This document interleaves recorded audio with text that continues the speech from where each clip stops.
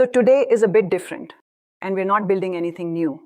Everything we've done over the last few episodes, the two utilization numbers, the reason a GPU can look completely busy and be doing almost nothing, all of that was me telling you.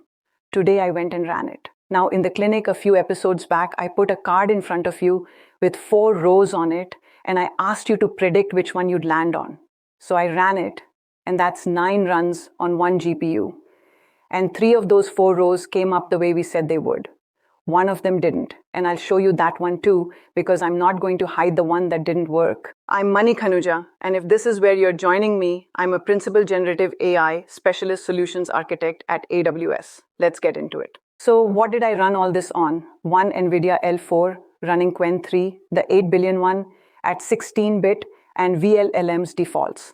And the number that matters most about this card is its ridge point. And we worked out how to get that one earlier in the course. On this one, it's 403. And what does that get you? Well, work that does fewer than 403 operations for every byte it touches can't fill the math up. It finishes its arithmetic and sits there waiting on memory. Every shape you're about to see will look the same on your hardware. None of the numbers will.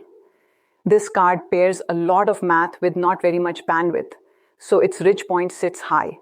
And that puts every stage of a model this size on the memory side of that line. So it's a good machine to learn on, and you shouldn't generalize from it. And one last thing, and I want you hanging on to this one all the way through. There's a number in this experiment that never moves, not once across 9 runs, it's 100%. Hold on to that one. So how do you actually get any of this? Because I want you able to go and do it tonight, and it's 3 things. 1, you generate a load you control. vLLM ships its own benchmark client, and the flags that matter stop things from varying on you. So you fix your prompt length, and you fix your answer length, and then you tell it not to jitter either of them. And you tell it to ignore the end of sequence token. So every answer runs to full length instead of stopping early. And that matters, because if your answers finish at different points, then your batch looks smoother on the chart than it really is. And then max concurrency, and that's the one you actually sweep. Then there's a second set of flags, and those are there so you don't end up trusting a bad number. Warm-up runs as its own separate command, and a fresh seed goes on every single run. And you ask for the percentiles you actually want, so the middle one alongside the 99th, and the door-to-door number as well, because we said early in this course that an average will hide the stall your users are feeling. 2, your server is already counting for you, so there's nothing to instrument. You read its metrics endpoint before the run and again after, take the difference, and you only want 3 numbers. How many operations it reckons it did, how many bytes it read, and how many tokens it generated. And 3 is division. Bytes over how long the run took, over what the card can move in a second, and that's your MBU. Operations over the time, over what it can compute, and that's your MFU. And bytes over tokens generated, and that one is what a single token cost you in memory traffic. What's missing from it? There's no time in it anywhere at all. So you can't get it wrong by mistiming your run, and you can't inflate it with warm-up traffic, and you need to know nothing about your hardware to read it. Right. First result, and it's the simplest one.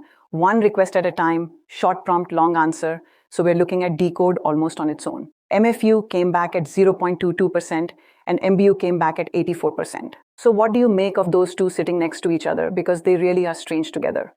The card is doing about 1/5 of 1% of the math it's capable of, and at the same time, its memory system is 84% busy. And earlier in the course, I said those aren't 2 findings. They're 1 fact looked at from 2 directions. Well, there it is, measured. Arithmetic intensity on that run was 1 operation for every byte it moved against a ridge point of 403. So it's sitting 385 times below the line. And can you write a cleverer kernel and get out of that?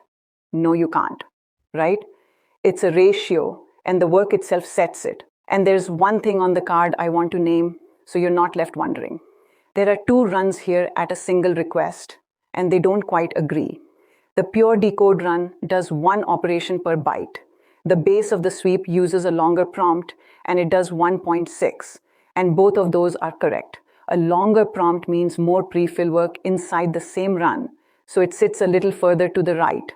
So that's arithmetic intensity moving with the shape of your traffic, and it's worth watching it move rather than taking it as a constant. So now we turn the concurrency up with 200 tokens in and 300 out, and we step it 1, 2, 4, 8, 16, 24, 32, and the throughput climbs. So you go from 16 tokens a second at the bottom up to 382 at the top. But that isn't really the question. I want to know what each extra request is actually buying me. So you take how much more throughput you got and you divide it by how much more concurrency you paid for. At one request, that's 100% by definition, and that's your reference point. It isn't an achievement. And from there, it goes 95, 93, 90, and then 85 when you reach 16. And the very next step, 24, falls to 76. And that's the sharpest drop anywhere in the sweep. So where would I actually sit this server? 16. 225 tokens a second, and your first token comes back in about 3/4 of a second. And then I'd carry 32 as a second point, because that's the throughput answer. 382 tokens a second. But now you're waiting 1 1/3 seconds before you hear anything at all. And why keep 2 of them instead of picking 1? Because everything we do later in this course, quantization, speculative decoding, tuning the scheduler, all of it gets judged against these 2 points. One with a latency constraint on it and one without. And if you only keep one batch size, you can nearly always find one that makes whatever you just changed look good. Now this next one is my favorite chart in the whole experiment, and it's the plainest. Bytes per output token. At one request, it costs 15.3 gigabytes of memory traffic to produce a single token, because every step reads the model's weights out of memory.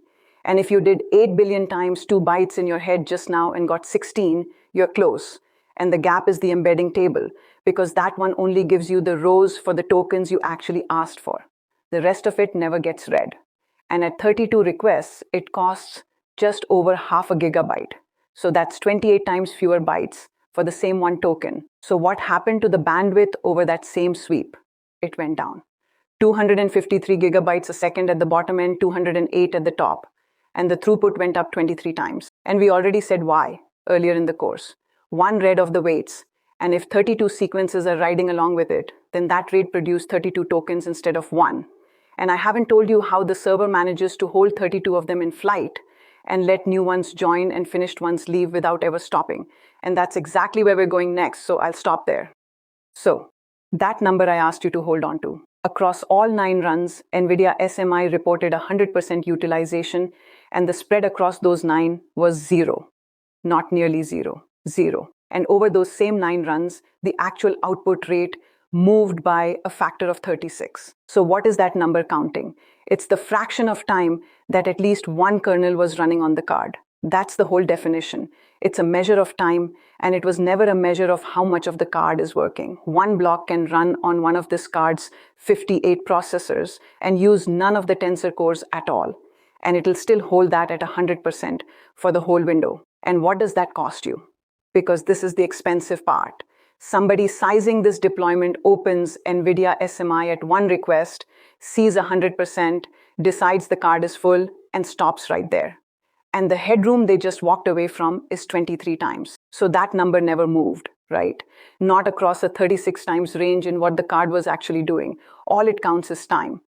So where does that leave the card from the clinic?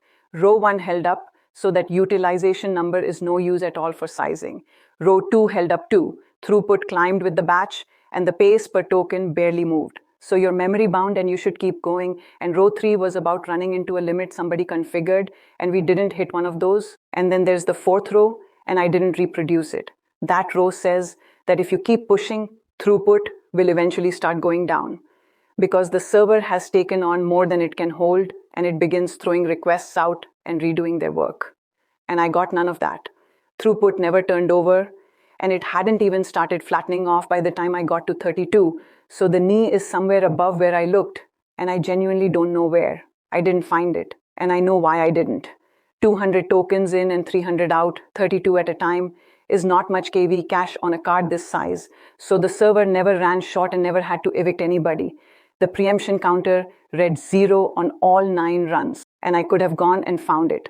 But it's a long way above anywhere you'd actually run this, so the row is still open, and I'm not padding the chart out to close it. So that one's yours. The plan file is sitting in the repo and I haven't run it. Go and find where your own card turns over and come and tell me what you got. And one more thing out of that sweep, because people get this one backwards. What does all that concurrency actually cost you? It isn't the pace. The gap between tokens went from 60 milliseconds to 79, so about a third worse, and that bought you 23 times the throughput. Once a sequence is decoding, adding more of them barely slows it down. And getting in is the expensive part. Time to first token went from a tenth of a second to 1 1/3 seconds, so 13 times worse, because your arriving request is queuing behind a batch that's already full. And now the part I'd keep, if you only keep one thing from today. 3 times while I was building this, I got a wrong answer back that looked completely reasonable. And nothing crashed and nothing printed an error. I just got a plausible number back that I could have written straight down. First one, MBU came out at 122%. And that's impossible. You can't move more bytes than the card has bandwidth for, and it still arrived looking like a measurement. So what had actually happened? I'd used the benchmark's own built-in warm-up. And the warm-up traffic went into my counter differences, but the duration the tool reported left the warm-up out. So I was dividing real bytes by a shorter time than they'd actually taken. Warm-up runs as its own separate command now. Second one, I reused a seed, and vLLM keeps a cache of prompt prefixes it has already processed, and that cache lives between benchmark runs. And what does that do to you? The second run got a 94% hit rate and a prefill that looked fast and wasn't. So every run gets its own seed now, and the loader checks them before anything starts, and it won't run at all if it finds two the same. Third one, and this is my favorite. The floating point counters read exactly 0. They weren't missing, and they didn't error. They read 0. And 0 is precisely what an idle GPU would look like. And there's a flag you have to turn on at the server for those counters to exist at all. And without it, you just get a 0 back, and it looks exactly like a real number. And every one of those hands you something you'd happily put in a slide, right? So the harness checks for all 3 of them now, and it won't start if any of them are wrong. And getting those checks in took me longer than running the experiments did. So before I let you go, 3 things this experiment does not establish. The MFU figures are vLLM's own estimate. It works them out from the shapes of the tensors, rather than reading them off a hardware counter. And on this box, the counters that would have checked it came back as 0 because of a driver permission. So nobody validated it against the silicon. So is it any good? It's the right order of magnitude, and it moves when the work moves, and that's exactly what I'm using it for. The MBU is a floor, not a reading.